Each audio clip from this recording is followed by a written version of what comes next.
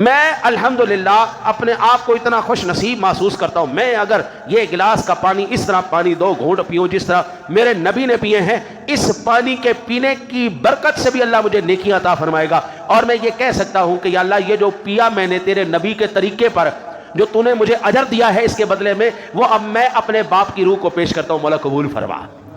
ایمان سے بتاؤ وہ جائے گا یا نہیں جائے گا؟ کوئی صحیح معنوں میں پڑھے، قرآن غلط پڑھنا ایک الگ بات ہے، وہ ثواب نہیں، وہ خدا کی لعنت ہے، وہ گناہ ہے، وہ تمہارے لیے عذاب ہے۔ صحیح جو بسم اللہ شریف پڑھ لے وہ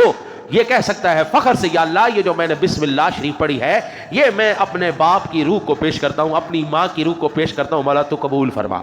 لیکن کوئی ڈاکٹر کہہ سکتا ہے قوم نو جن نے ٹیکے لائے وہ ساری ثواب ٹیکیاں دا ثواب میری ماں نو یا میرے پیو نو۔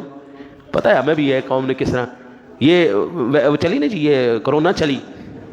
تو لوگوں نے کیا کیا، ویکسین کی بوتلوں کے اندر پانی ڈال ڈال کے قوم کو لگایا ہے،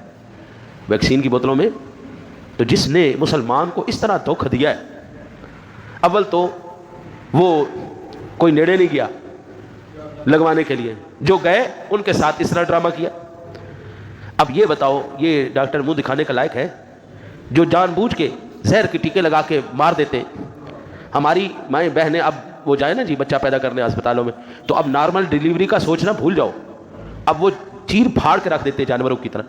اور پھر ڈرا کے رکھ دیتے تمہارا تو بچہ مرنے والا ہے، اس کے دل کی دھڑکن کم ہو گئی ہے، وہ پیٹ میں مر جائے گا، اس کو فوراً بڑا آپریشن کرواؤ۔